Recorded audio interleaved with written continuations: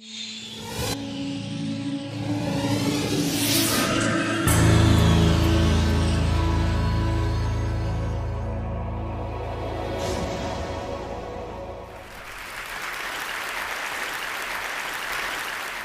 I want to start by offering you a free, no-tech life hack.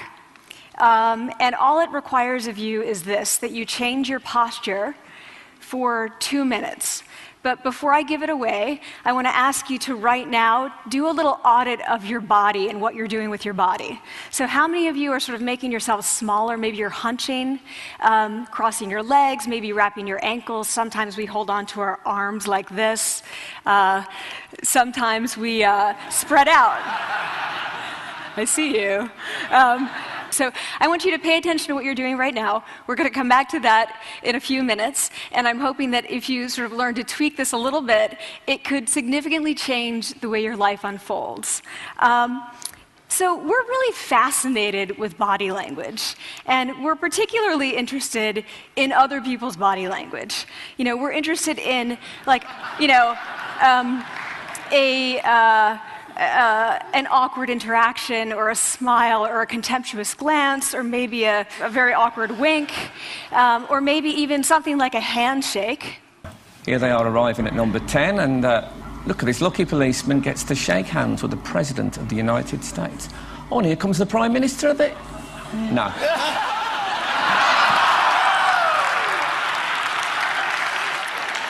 So a handshake, or the lack of a handshake, can have us talking for weeks and weeks and weeks, even the BBC and the New York Times. So obviously, when we think about nonverbal behavior or body language, but we call it nonverbals as social scientists, it's language. So we think about communication. When we think about communication, we think about interactions. So what is your body language communicating to me? What's mine communicating to you? And there's a lot of reason to believe that this is a valid way to look at this. So social scientists have spent a lot of time looking at the effects of our body language or other people's body language on judgments. And we make sweeping judgments and inferences from body language. And those judgments can predict really meaningful life outcomes, like who we hire or promote, who we ask out on a date. For example, Nalini Ambady, a researcher at Tufts University, shows that when people watch 30-second soundless clips of real physician-patient interactions, their judgments of the physician's niceness predict whether or not that physician will be sued. So it doesn't have to do so much with whether or not that physician was incompetent, but do we like that person and how they interacted? Even more dramatic, Alex Todorov at Princeton has shown us that judgments of political candidates' faces in just 1 second predict 70% of US Senate and gubernatorial race outcomes. And even, let's go digital, emoticons used well in online negotiations can lead you to claim more value from that negotiation. If you use them poorly, bad idea, right? So when we think of nonverbals, we think of how we judge others, how they judge us, and what the outcomes are. We tend to forget, though, the other audience that's influenced by our nonverbals, and that's ourselves. We are also influenced by our nonverbals, our thoughts and our feelings and our physiology. So what nonverbals am I talking about? I'm a social psychologist, I study prejudice, and I teach at a competitive business school. So it was inevitable that I would become interested in power dynamics. I became especially interested in nonverbal expressions of power and dominance. And what are nonverbal expressions of power and dominance? Well, this is what they are. So in the animal kingdom, they are about expanding. So you make yourself big, you stretch out, you take up space, you're basically opening up. It's about opening up. And this is true across the animal kingdom. It's not just limited to primates, and humans do the same thing. So they do this both when they have power sort of chronically, and also when they're feeling powerful in the moment. And this one is especially interesting because it really shows us how universal and old these expressions of power are. This expression, which is known as pride, Jessica Tracy has studied, she shows that people who are born with sight and people who are congenitally blind do this when they win at a physical competition. So when they cross the finish line and they've won, it doesn't matter if they've never seen anyone do it, they do this. So the arms up in the V, the chin is slightly lifted. What do we do when we feel powerless? We do exactly the opposite. We close up, we wrap ourselves up, we make ourselves small. We don't want to bump into the person next to us. So again, both animals and humans do the same thing. And this is what happens when you put together high and low power.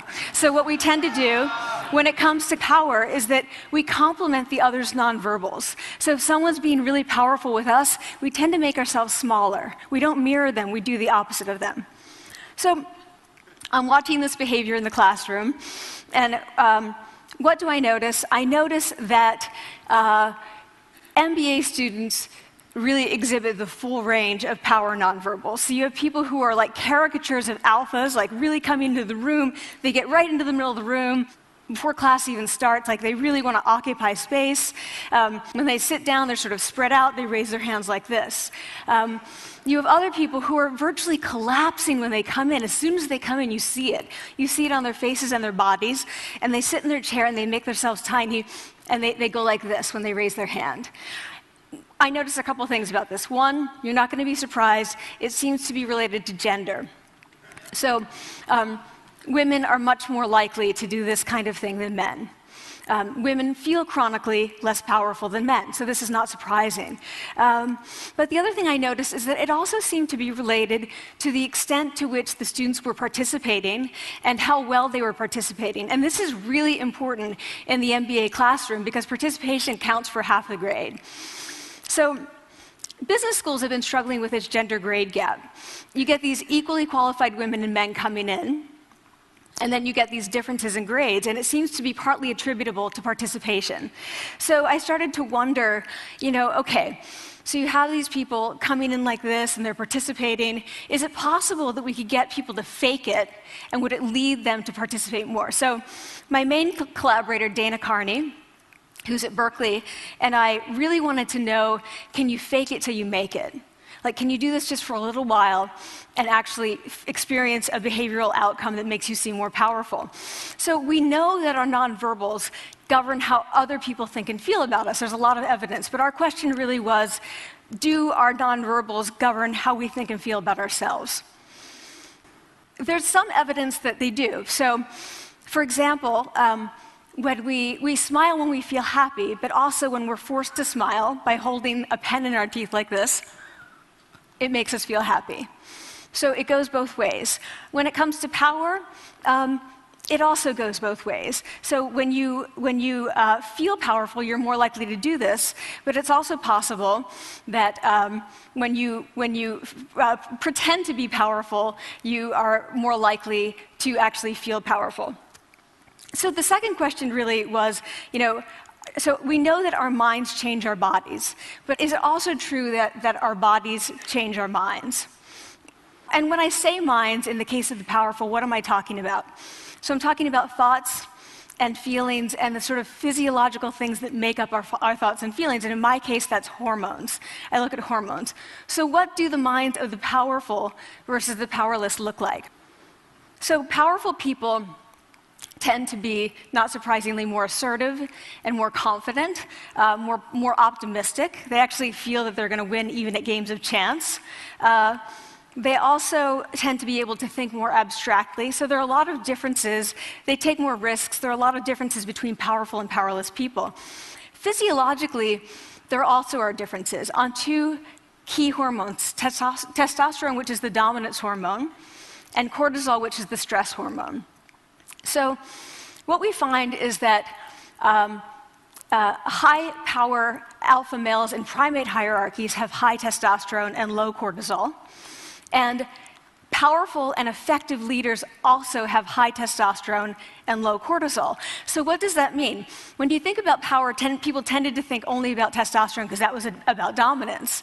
But really, power is also about how you react to stress. So do you want the high-power leader that's dominant, high on testosterone, but really stress reactive? Probably not, right? You want the person who's powerful and assertive and dominant, but not very stress reactive, the person who's laid back. So we know that in primate hierarchies, if an alpha needs to take over, if an individual needs to take over an alpha role sort of suddenly, within a few days, that individual's testosterone has gone up significantly and his cortisol has dropped significantly. So we have this evidence, both that the body can shape the mind, at least at the facial level, and also that role changes can shape the mind. So what happens, okay, you take a role change, what happens if you do that at a really minimal level, like this tiny manipulation, this tiny intervention? For 2 minutes you say, I want you to stand like this, and it's going to make you feel more powerful. So this is what we did. We decided to bring people into the lab and run a little experiment. And these people adopted for 2 minutes either high power poses or low power poses. And I'm just going to show you 5 of the poses, although they took on only 2. So here's one, couple more. This one has been dubbed the Wonder Woman by the media. Here are a couple more. So you can be standing or you can be sitting. And here are the low power poses. So you're folding up, you're making yourself small. This one is very low power. When you're touching your neck, you're really kind of protecting yourself. So this is what happens. They come in, they spit into a vial. We, for 2 minutes, say, you need to do this or this. They don't look at pictures of the poses. We don't want to prime them with the concept of power. We want them to be feeling power, right? So 2 minutes they do this. We then ask them, how powerful do you feel on a series of items? And then we give them an opportunity to gamble. And then we take another saliva sample. That's it. That's the whole experiment. So this is what we find. Risk tolerance, which is the gambling. What we find is that when you're in the high power pose condition, 86% of you will gamble. When you're in the low power pose condition, only 60%. And that's a pretty whopping significant difference. Here's what we find on testosterone. From their baseline when they come in, high power people experience about a 20% increase, and low power people experience about a 10% decrease. So again, 2 minutes and you get these changes. Here's what you get on cortisol. High power people experience about a 25% decrease, and the low power people experience about a 15% increase.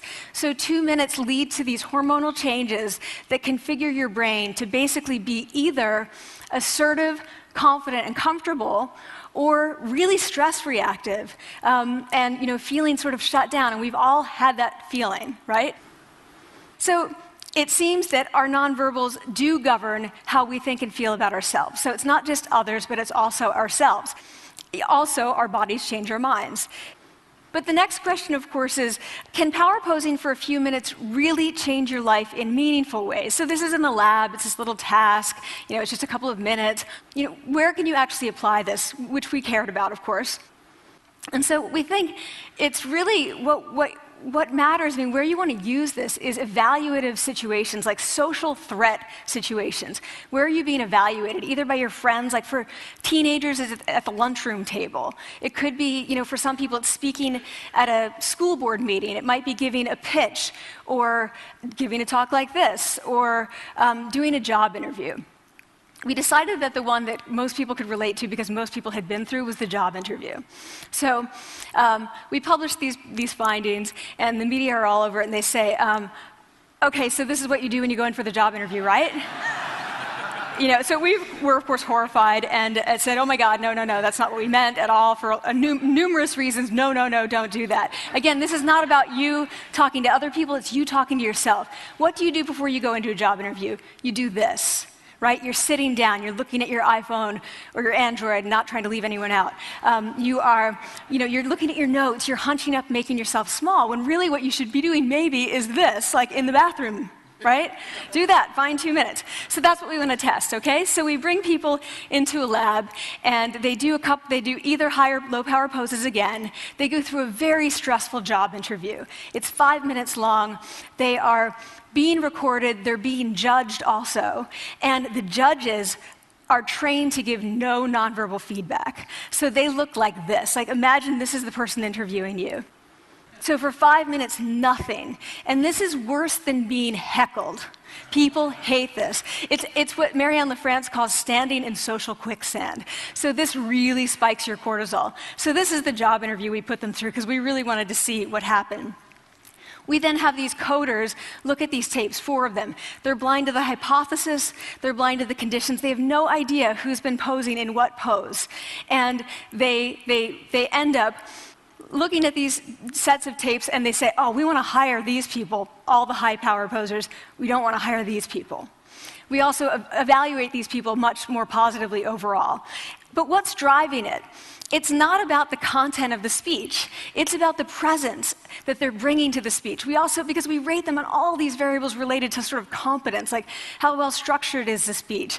How good is it? What are their qualifications? No effect on those things. This is what's affected, these kinds of things.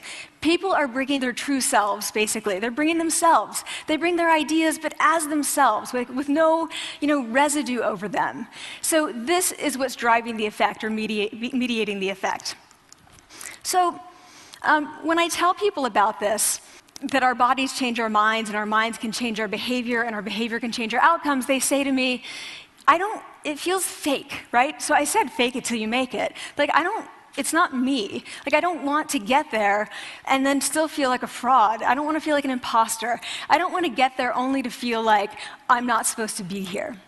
And that really resonated with me because I want to tell you a little story about being an imposter and feeling like I'm not supposed to be here. When I was 19, I was in a really bad car accident. I was thrown out of a car, rolled several times. I was thrown from the car, and I woke up in a head injury rehab ward. And I had been withdrawn from college, and I learned that my IQ had dropped by 2 standard deviations, which was very traumatic. I knew my IQ because I had identified with being smart, and I had been called gifted as a child. So I'm taken out of college. I keep trying to go back. They say, you're not going to finish college. Like, just, there are other things for you to do, but that's not going to work out for you. So I really struggled with this. And I have to say, having your identity taken from you, your core identity, and for me it was being smart, having that taken from you, there's nothing that leaves you feeling more powerless than that. So I felt entirely powerless. I worked and worked and worked, and I got lucky and worked and got lucky and worked. Eventually, I graduated from college. It took me 4 years longer than my peers. And I convinced someone, my angel advisor, Susan Fisk, to take me on. And so I ended up at Princeton, and I was like, I am not supposed to be here. I am an imposter. And the night before my first year talk, and the first year talk at Princeton is a 20-minute talk to 20 people. That's it. I was so afraid of being found out the next day that I called her and said, I'm quitting. She was like, you are not quitting, because I took a gamble on you and you're staying. You're going to stay, and this is what you're going to do. You're going to fake it. You're going to do every talk that you ever get asked to do. You're just going to do it and do it and do it, even if you're terrified and just paralyzed and having an out-of-body experience, until you have this moment where you say, oh my gosh, I'm doing it. Like, I have become this. I am actually doing this. So that's what I did. 5 years in grad school. A few years, I'm at Northwestern. I moved to Harvard. I'm at Harvard. I'm not really thinking about it anymore, but for a long time I had been thinking, not supposed to be here, not supposed to be here. So at the end of my first year at Harvard, a student who had not talked in class the entire semester, who I had said, look, you got to participate or else you're going to fail, came into my office. I really didn't know her at all. And she came in totally defeated, and she said, I'm not supposed to be here.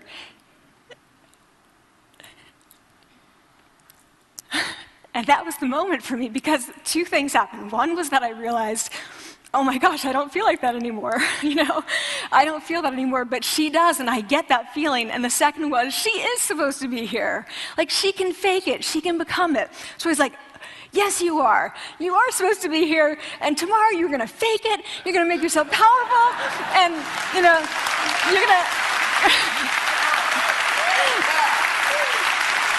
and you're going to go into the classroom, and you are going to give the best comment ever, And she gave the best comment ever, and people turned around, they were like, oh my God, I didn't even notice her sitting there, She comes back to me months later, and I realized that she had not just faked it till she made it, she had actually faked it till she became it. So she had changed. And so I want to say to you, don't fake it till you make it. Fake it till you become it. It's not do it enough until you actually become it and internalize. The last thing I want to leave you with is this. Tiny tweaks can lead to big changes. So this is 2 minutes. 2 minutes, 2 minutes, 2 minutes. Before you go into the next stressful, evaluative situation, for 2 minutes, try doing this in the elevator, in a bathroom stall, at your desk behind closed doors. That's what you want to do. Configure your brain to cope the best in that situation. Get your testosterone up, get your cortisol down. Don't leave that situation feeling like, oh, I didn't show them who I am. Leave that situation feeling like, oh, I really feel like I got to say who I am and show who I am. So I want to ask you first, both to try power posing, and also I want to ask you to share this science, because this is simple. I don't have ego involved in this. Give it away, share it with people, because the people who can use it the most are the ones with no resources and no technology and no status and no power. Give it to them, because they can do it in private. They need their bodies, privacy, and 2 minutes, and it can significantly change the outcomes of their life. Thank you.